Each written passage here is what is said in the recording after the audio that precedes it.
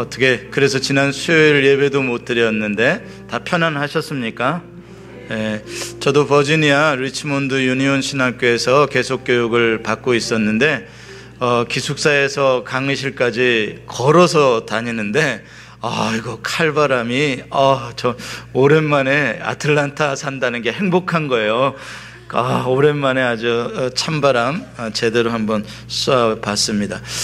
기숙사에 그 라지에터가 있는데 한 200년 가까이 됐는지 무쇠 라지에터가 있는 거예요. 그래서 이제 저는 어떻게 생각하냐면 자동으로 이게 힛이 들어왔다가 또 나갔다가 이렇게 하는 줄 알았어요. 하도 오래된 거라. 그래서 손도 안 대고 잤다가 첫날 얼어 죽는 줄 알았어요. 알고 봤더니 거기에 이렇게 표시가 아침에 왜 이렇게 춥냐 그러고서 봤더니 써 있더라고요. 라지에타 거기 손잡이를 조절하시면 됩니다. 이렇게. 그러니까 다음부터는 그런 거 잘 읽어봐야 되겠더라고요. 그 다음 날은 아주 그냥 최대로 틀어놓고 그냥 땀 뻘뻘 흘리며 잤어요. 오늘 말씀의 제목을 우리 같이 한 목소리로 한번 외쳐볼까요? 시작. 하나 되게 하소서. 네, 이 제목은 지극히 평범한 그러한 기도의 제목인 것 같지만 예수님의 오늘 마지막 이 대제사장으로서의 중보기도, 이 요한복음 17장을 단 한 문장으로 요약한다면 바로 하나 되게 하소서입니다. 그만큼 예수님이 열망하셨던 기도의 내용입니다. 탐 행크스라는 유명한 영화배우가 있죠. 그분이 출연하는 영화들은 대개 다 아주 참 흥행을 하게 되는데 지금부터 15년 전에 캐스터웨이라는 영화가 나왔습니다. 여러분들 보신 분들 많이 계실 거예요. 화물기가 갑자기 추락해가지고 혼자 무인도에 살아남아서 생존하는 이야기, 그리고 다시 4년 후에 다행히 탈출해서 자기의 사회 속으로 돌아오는 이야기가 담겨져 있습니다. 그 이야기를 통해서 작가는 인간은 무엇으로 사는가를 이렇게 비추어 주고 있습니다. 무인도에서 음식도 필요하고 또 잠잘 거처도 필요하죠. 그래서 열심히 노력해서 고기도 잡고 음식을 만들고 또 편안한 잠자리에서 삽니다. 그런데 그렇게 무려 4년을 살았으면 사실 자급자족을 다 할 수 있는 능력을 갖추게 된 거거든요. 그 상태로 40년을 더 살 수도 있는 것입니다. 얼마나 조용하고 나를 받아할 사람도 없고 좋습니까? 그렇죠?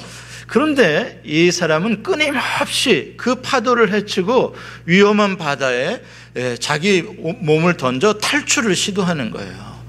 목숨을 건 탈출을 시도하는 거예요. 그는 왜 그곳에서 그렇게 편안하게 혼자 살지 왜 목숨을 걸어가면서까지 그렇게 탈출을 하려고 했을까요? 거기에 힌트가 하나 있는데 그때 추락할 때 여러 가지 물품들이 떨어져서 무인도에 휩쓸려 온 것 중에 배구공 하나가 있어요. 사람 머리통 같잖아요. 그래가지고 이 주인공이 거기다가 빨간 색칠을 해서 사람 얼굴을 거기다 그림을 딱 그린 거예요. 그리고 그 배구공의 이름을 윌슨이라고 붙여준 거예요.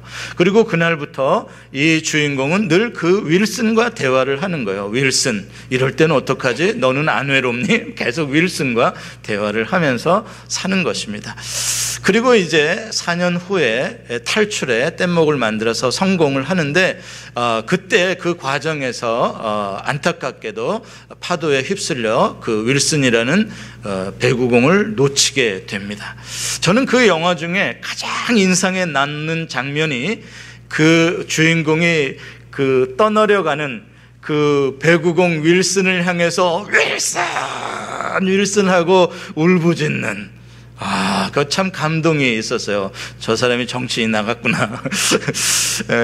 그 배구공이 어느덧 자기의 4년 동안 외로움을 달래주는 친구가 되었던 것이죠.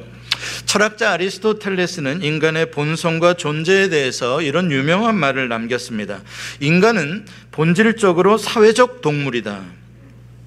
그 본성에 있어서 사회적이지 않은 개체가 있다면 그것은 아주 하찮은 존재이거나 인간보다 높은 수준의 존재이다. 사회는 본질적으로 개체보다 우위에 있는 어떤 것이다.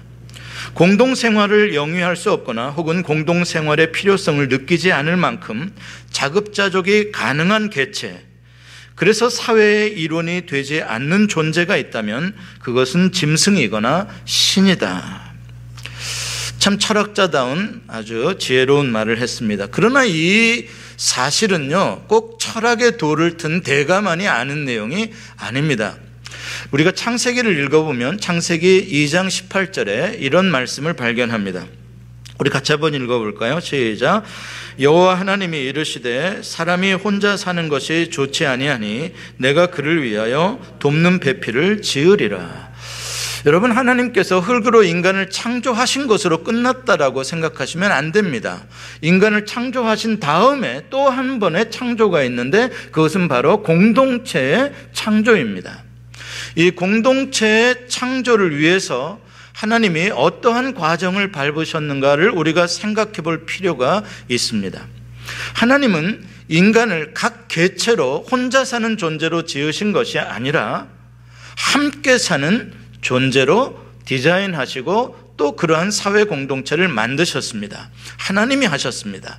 거기에 먼저 만들어진 아담이라는 존재가 어떻게 쓰임을 받는지 볼 필요가 있죠.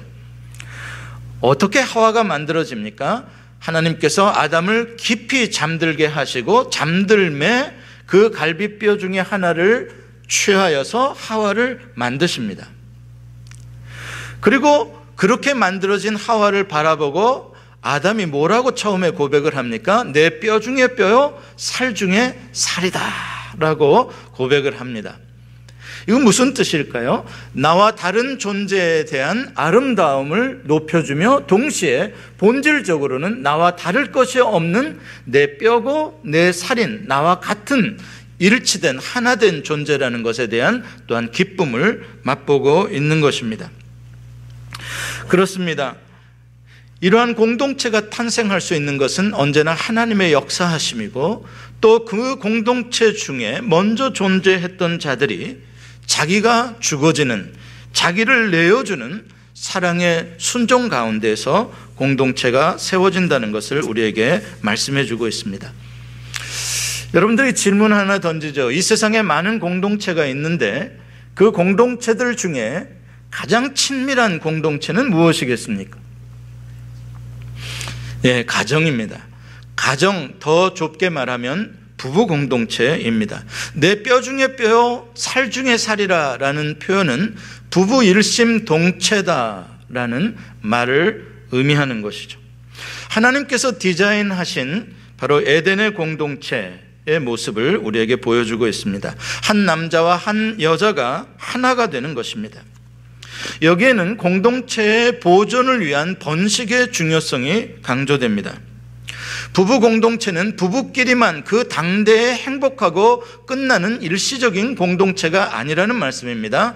부부 공동체를 통해 자녀를 낳고 그 공동체가 확장되고 또 다음 미래에도 후손을 통해 그 공동체가 보존되기를 원하는 것이 바로 하나님의 공동체를 향한 뜻입니다. 그런 의미에서 요즘 미국에서 동성결혼을 합법화하려는 것은 하나님의 뜻을 거역하는 행동이라고 말할 수 있습니다. 그런데 왜 요즘의 미국 사람들은 벌써 과반수가 넘는 사람들이 동성결혼을 인정하려고 하는 것일까요?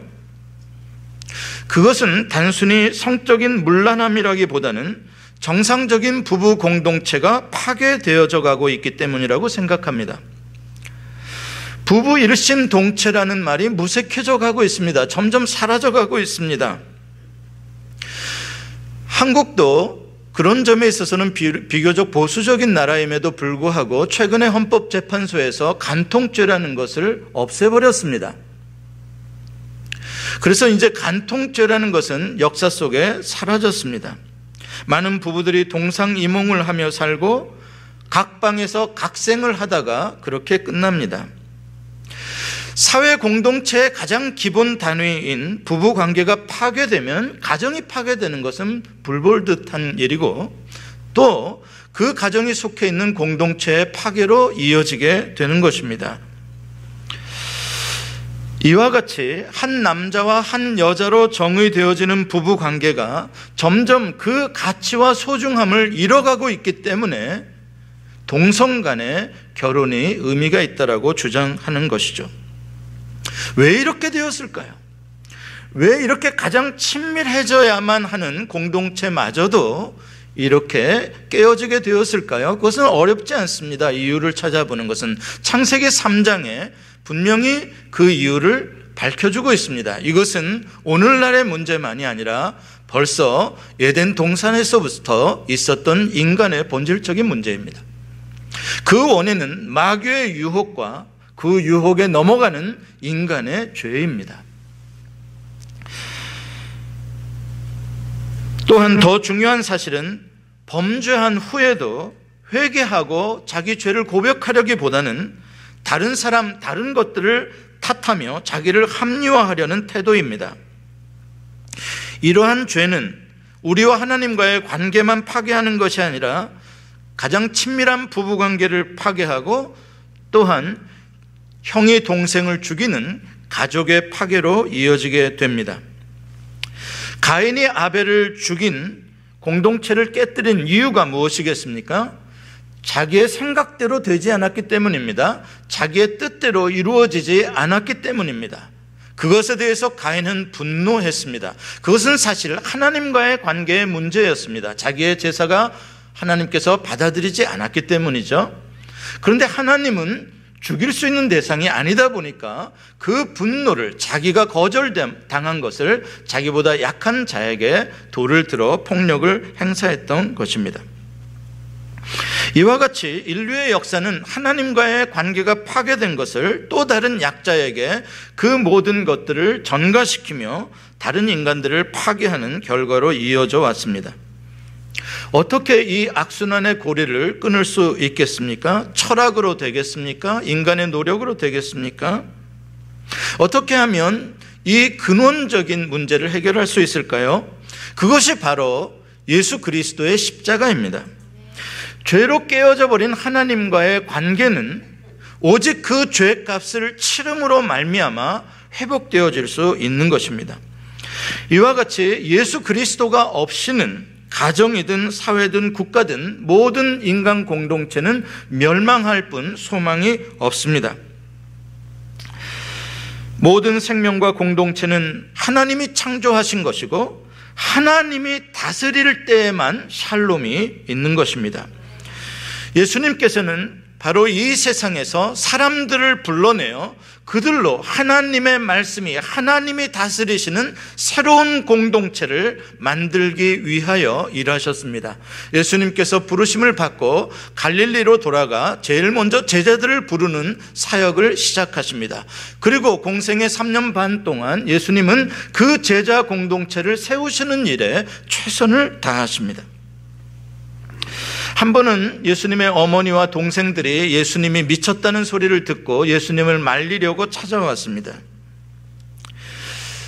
그때 제자들을 향해서 예수님께서 이렇게 말씀하신 적이 있습니다. 한번 같이 읽어볼까요? 시작. 누가 내 어머니며 동생들이냐? 누구든지 하나님의 뜻대로 행하는 자가 내 형제요 자매요 어머니이니라. 예, 주님께서 원하시는 새로운 공동체, 새로운 관계는 무엇인가요? 바로 하나님의 뜻대로 사는 사람들의 공동체입니다. 그리고 그것을 가능하게 하기 위해서 하나님께로 가는 길을 여시기 위해서 십자가에 달려 돌아가신 것입니다. 성경은 예수님께서 화목 제물이 되셨다고 말씀합니다. Reconciliation, the sacrifice of reconciliation입니다. 하나님과 우리를 하나 되게 하기 위해서, 그래서 우리가 하나님 안에서 하나님과 더불어 화평을 누리게 하기 위해서 예수님이 제물이 되셨다는 것입니다. 여기서 참 우리는 흥미로운 사실을 발견합니다. 하와가 어떻게 만들어졌습니까? 아담이 깊이 잠들었을 때 아담의 뼈로부터 하와가 탄생합니다. 자, 그러면 예수 그리스도 제2의 아담으로 오신 예수 그리스도의 깊이 잠드심, 죽음으로부터 탄생한 것은 무엇일까요? 바로 우리들입니다. 바로 11명의 제자 공동체입니다. 그들이 하와 예수 그리스도의 신부인 것입니다. 그래서 교회를 예수 그리스도의 신부라고 하는 것이고 예수 그리스도의 피값으로 사신 것이라고 말씀하는 것입니다. 예수님께서 살과 피를 내어주심으로 이 공동체, 새로운 공동체가 생겨나게 된 것입니다. 놀라운 것이죠. 예수님은 사랑과 순종으로 해산의 고통으로 이 공동체를 낳았습니다. 예수님께서 이 세상에 남기신 것은 무슨 대단한 책을 남기신 것도 아닙니다.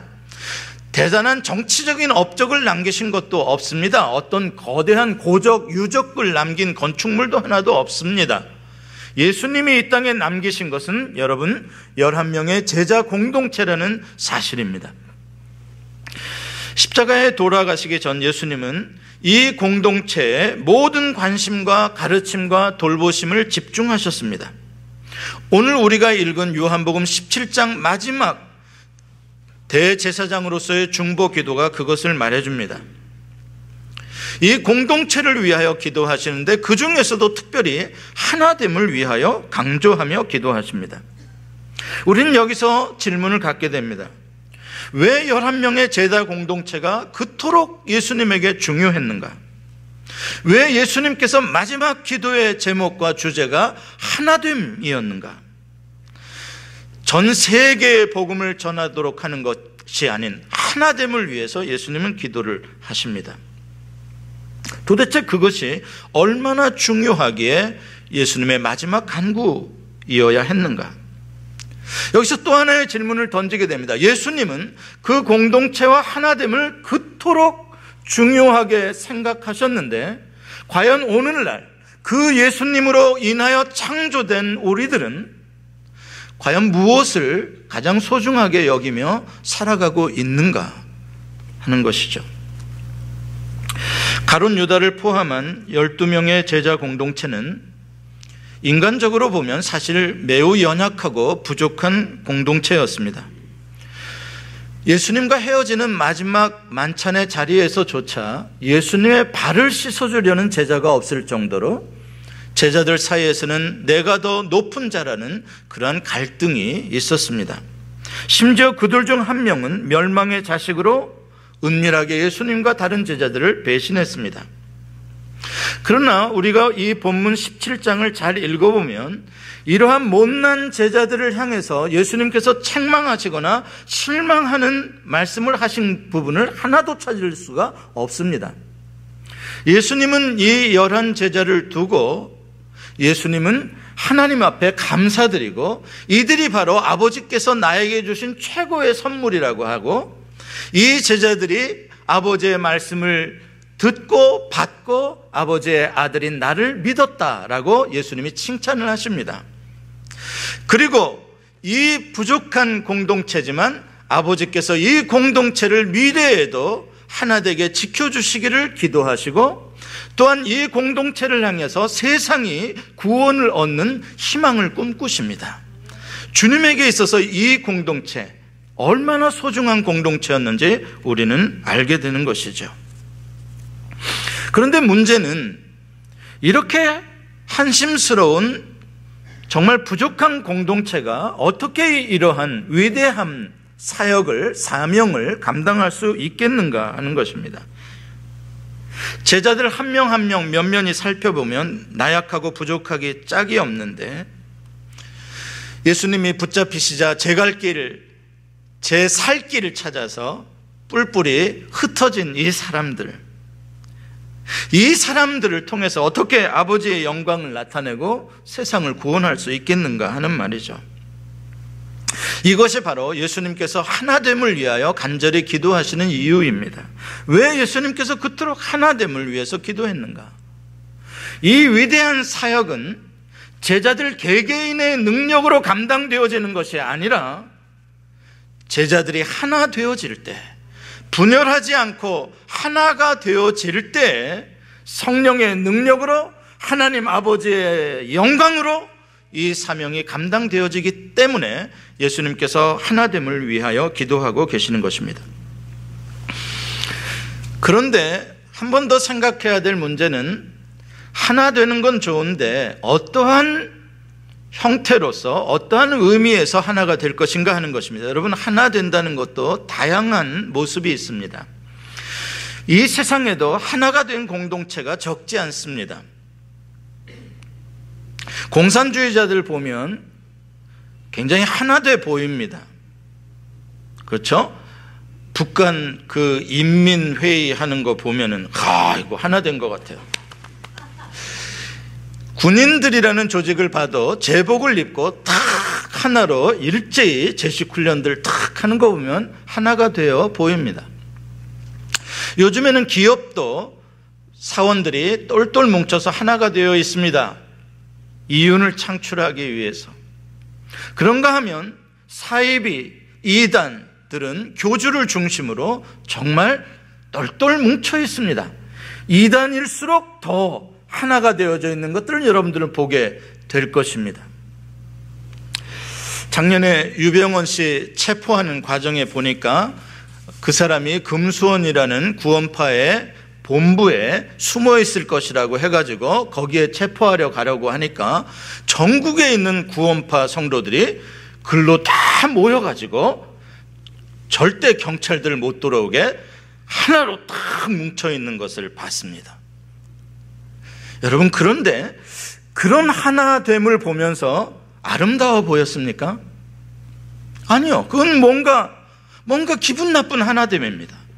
하나 된 것 같은데 그건 우리가 추구해야 될 하나됨은 아니라는 것을 우리가 알 수 있습니다.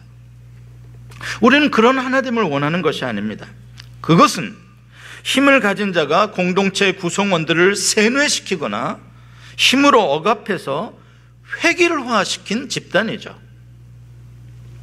그것은 폭력과 속임으로 획일화되어진 죽은 공동체입니다. 그 안에는 개인의 다양성과 개인의 생각과 개인의 자유는 허용되지 않는 조직입니다. 여러분, 그런데 문제는 그것은 그 사람들만에 가지고 있는 것이 아니라 우리 모든 사람에게도 그런 욕망이 있다는 사실입니다. 공동체를 하나 되겠다고 하면서, 여러분 보십시오. 세상의 정치인들을 보십시오. 다 국민 대통합, 일치, 화해 하는데 왜 일치가 안 되고 화해는 안 되고 통합은 안 되는 것입니까? 다 똑같이 그 말을 하면서요, 영원함이 하나 돼야지. 문제는요, 나를 중심으로 하나 되자는 것입니다. 다 나를 중심으로 하나 되자고 하니까 하나가 안 되는 것이죠. 다른 사람의 다른 생각과 뜻을 듣지 않고 힘으로 무시하려는 것입니다. 그것이 가인의 길이고 가룟 유다의 길입니다. 가룟 유다는 처음부터 끝까지 자기의 생각대로 걸어갔던 사람입니다. 자기의 뜻을 포기하지 않았던 사람입니다. 여러분, 우리 그리스도인들의 신앙생활에서 가장 조심해야 할 부분이 이것입니다. 신앙을 내 중심적으로 획일화시키려는 의도입니다. 그것은 공동체를 분열시키고 나와 같은 색깔을 가진 사람들을 끼리끼리 모이게 하고 또 공동체를 사유화시키며 공동체의 분쟁을 초래하게 됩니다. 그렇다면 예수님께서 원하시는 하나됨의 의미는 무엇일까요? 그것은 성부, 성자, 성령 삼위의 하나님이 하나 되신 것에 근거하고 있습니다. 서로 다름, 다양성이 존중되면서 그 가운데 조화와 질서와 일치가 있는 공동체를 말하는 것입니다. 하나님이 창조하신 이 우주 세계를 보면 놀랍게도 그러한 다양성 가운데 모든 것이 질서 있게 유지되어지고 함께 어우러져 갑니다. 우리의 신체도 그렇습니다. 수많은 세포로 구성되어지고 많은 우리의 조직과 기관이 있지만 놀랍게 유기적으로 하나가 되어져 있습니다. 이것이 바로 하나님의 존재의 속성입니다. 그래서 하나님이 역사하시는, 하나님이 나타나시는, 영광이 나타나시는 곳에는 바로 이러한 하나됨의 놀라운 아름다움이 일어나게 되는 것입니다. 그런데 문제는 이것이 결코 쉽지 않다는 것입니다. 얼마나 어려운 것이었으면 예수님의 마지막 기도의 간구가 하나 되게 해달라는 것이었겠습니까? 그냥 내버려 둬도 하나 될 수 있었다면 예수님은 그렇게 기도하지 않으셨을 겁니다. 정말 하나 되기가 어렵기 때문에 앞으로도 이 제자들은 얼마든지 깨어질 수 있고 흩어질 수 있기 때문에 예수님께서는 간절히 이 하나됨을 기도하셨을 것입니다. 우리는 교회의 역사에 있어서도 이 제자들이, 그리스도를 믿는 성도들이 얼마나 많이 분열되었는가, 교회의 역사를 통해 그 분열의 역사를 보게 됩니다. 고린도 교회의 분당, 분쟁을 보게 됩니다. 오늘날 많은 한국 교회들, 미국 교회들도 하나 되는 일에 실패한 적이 많이 있습니다. 만약 이대로 내버려 두셨다면 우리는 소망이 없었을 것입니다. 하나님께서 우리의 하나됨의 실패에도 불구하고 하나님이 다시 회복할 수 있는 기회를 주셨기에 우리는 아직까지 이렇게 존재하고 있는 것입니다. 심지어 바나바와 바울의 경우에도 보면 둘이 싸웁니다. 마가라는 사람을 전도 여행에 데리고 갈 것인가 말 것인가를 가지고 결국은 헤어지고 맙니다. 그만큼 우리가 그리스도인이 되었다고 해도 하나가 된다는 것은 쉬운 일이 아닙니다. 왜 그럴까요? 왜 그렇게 어려운 걸까? 이미 말씀드렸습니다. 획일화하려고 하는 나의 본능이 있기 때문입니다. 나에 맞춰달라고 하는 나의 욕망이 있기 때문에 그렇습니다. 그래서 내가 정말 다른 사람들을 존중하고 그들을 받아들이려면 내가 겸손하지 않고는 안 되는 것입니다. 그런데 이 겸손이라는 게 나의 희생을 요구하는 것이기 때문에 어려운 것이죠. 그런데 어떻게 그 일이 가능하게 될까요? 어떻게 우리도 또 제3의 아담이 되어 내가 죽어짐으로 인해서 또 다른 공동체를 만들어낼 수 있을까요? 그것은 바로 예수 그리스도이십니다. 예수 그리스도와 함께 내가 십자가에 못 박힘으로 말미암아 우리는 교회 공동체를 살려낼 수가 있는 것입니다. 여러분, 그리스도인이란 예수 그리스도를 구주로 영접한 사람들입니다. 믿음으로 예수 그리스도와 연합하여 하나가 된 사람들입니다. 그러므로 그리스도인들은 이미 예수 그리스도 안에서 하나가 되어져 있는 것입니다. 여러분, 옆에 계신 분들하고 이미 예수 그리스도 안에서 우리는 하나가 되어져 있습니다. 내가 진짜 예수 그리스도를 영접하고 그 안에 거하는 존재라면 이것은 부인할 수가 없습니다. 우리는 그 안에서 다시 지음받은 하나님의 자녀들입니다. 그것을 믿을 때 우리 공동체의 하나됨은 시작됩니다.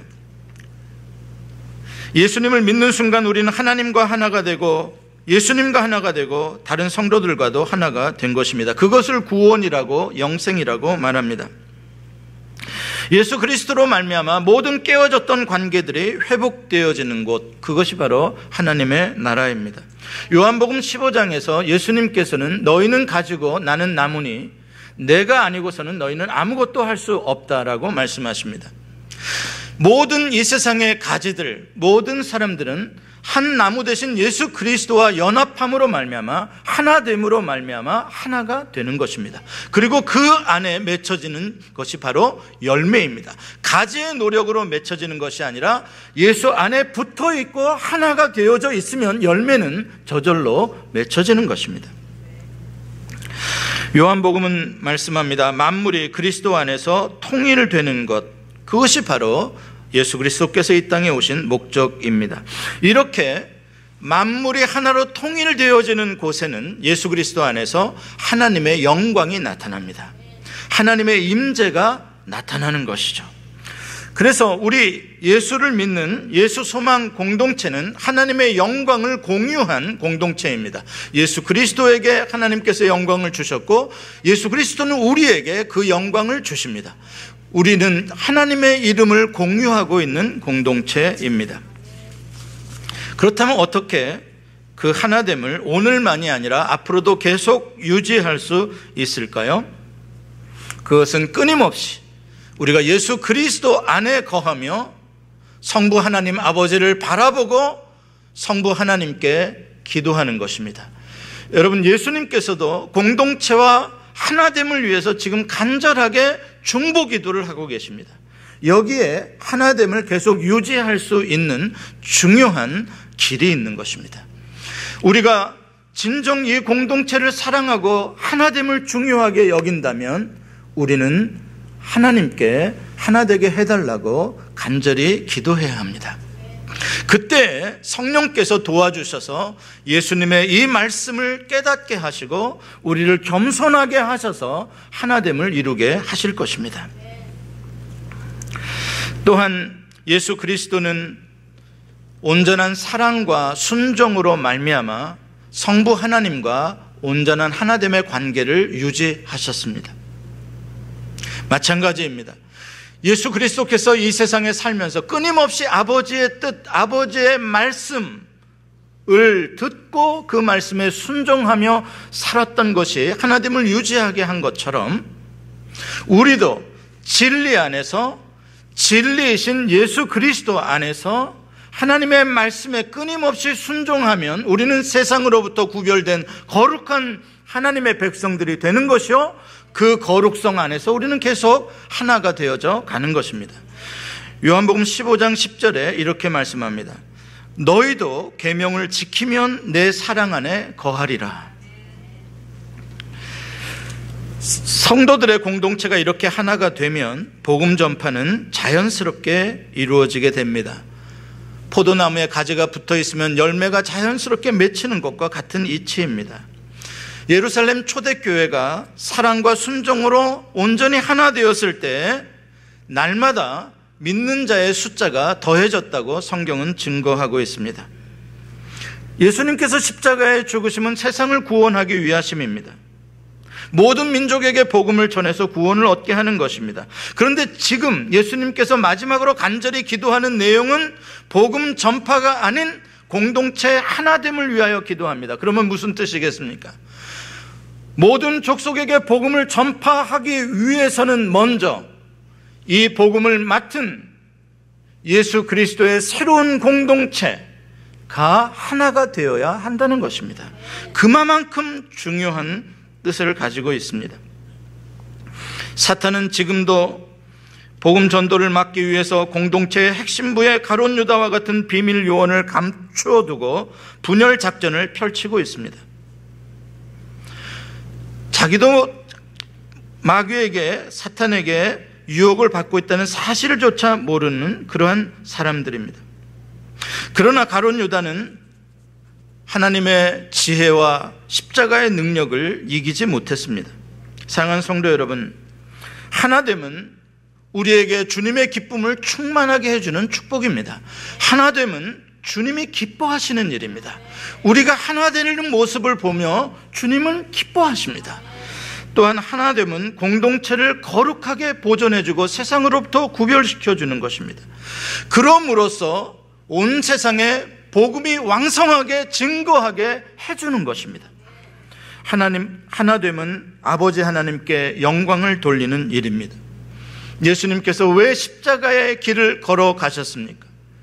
이 사순절에 그 십자가의 길을 묵상하기를 원합니다. 예수님의 십자가의 길은 하나됨을 이루기 위해서 걸어가신 길입니다. 사랑하는 성도 여러분, 하나됨이 뭐 그렇게 대수냐고요? 아닙니다. 그것은 우리의 전부입니다. 그것이 주님의 원하시는 모습입니다. 기도하십시다.